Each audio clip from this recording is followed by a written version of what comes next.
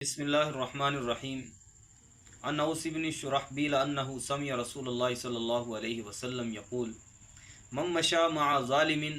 لیقویہ وهو يعلم انہ ظالم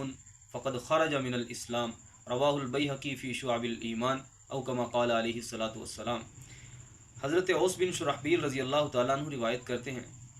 وہ فرماتے ہیں کہ میں نے رسول اللہ صلی اللہ علیہ وسلم کو فرماتے ہوئے سنا کہ حضور نے فرمایا کہ جو ظالم کے ساتھ چلا اس کے ظلم کو آگے بڑھانے کے لیے اور وہ جانتا بھی ہے کہ یہ شخص ظالم ہے، جاننے کے باوجود اگر کوئی شخص ظالم کا ساتھ دے تو حضور نے فرمایا فقد خرج من الاسلام، وہ اسلام سے خارج ہو گیا۔ اس حدیث مبارکہ کو فلسطین کے تناظر میں دیکھا جائے تو فلسطین میں مسلمانوں پر ظلم و ستم ہو رہا ہے۔ مسلمانوں کو بھی چھوڑ کے انسانیت پر بھی کوئی ایسا ظلم برداشت نہیں کیا جا سکتا، کوئی بھی انسان ہو۔ تو مسلمان ایسے کاٹے جا رہے ہیں جیسے گاجر اور مولی کو کاٹا جا رہا ہے۔ مسلمانوں پر ایسے ظلم و ستم ڈھائے جا رہے ہیں کہ تاریخ میں اس کی مثال نہیں ملتی۔ چنگیز خان نے، ہلاکو خان نے جو ظلم کیے وہ ہم نے سنے تھے، دیکھے نہیں تھے۔ اسی طرح جو ہٹلر نے ظلم کیے وہ ہم نے سنے ہیں، دیکھے نہیں ہیں۔ لیکن آج اگر کوئی چنگیز خان اور ہلاکو خان کی مثال دیتا ہے تو اسے یہ کہیے کہ چنگیز خان اور ہلاکو خان کی مثال دینے سے بہتر ہے کہ آپ اس ظالم اور جابر نیتن اور اسرائیل کی مثال دیں کہ اسرائیل نے جو مظالم انسانیت پر اور مسلمانوں پر ڈھائے ہیں، اسرائیل نے جو مظالم ڈھائے ہیں وہ چنگیز خان اور ہلاکو خان سے بڑھ کر ہیں۔ اب اس حدیث مبارکہ کا تقاضا یہ سب سے پہلے ظلم کے خلاف کھڑا ہوا جائے، چاہے وہ کسی بھی جگہ پر ہو، چاہے وہ کسی پر بھی ہو۔ ظلم کے خلاف آواز بلند کی جائے، جتنا ہو سکے جتنا ظلم کے خلاف آواز بلند کر سکتا ہے وہ کرے۔ جہاں تک اس کی اپروچ ہے، کوئی سیاسی اپروچ رکھتا ہے، کوئی مذہبی اپروچ رکھتا ہے، کوئی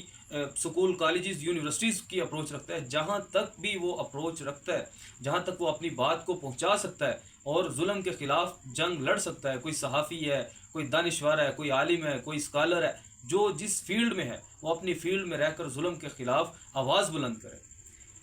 جو مظالم فلسطین میں مسلمانوں پر ڈھائے جا رہے ہیں ان کے خلاف سب سے پہلے حق بنتا ہے تمام کے تمام مسلمانوں کا کہ وہ مظلوم کا ساتھ دیں اور ظالم کے ظلم کو ظلم کہا جائے اور ظالم کی حمایت نہ کی جائے، ورنہ حضور نے فرمایا فقد خرج من الاسلام، وہ اسلام سے خارج ہو گیا، اس نے مسلمانوں والا کام ہی کوئی نہیں کیا۔ افسوس کی بات یہ ہے کہ آج ہم مسلمان یہی کام کر رہے ہیں کہ ہم نے مسلمانوں والا کوئی کام نہیں کیا۔ ظالم کو تقویت دینے کے لیے ہم نے کیا کیا؟ ہم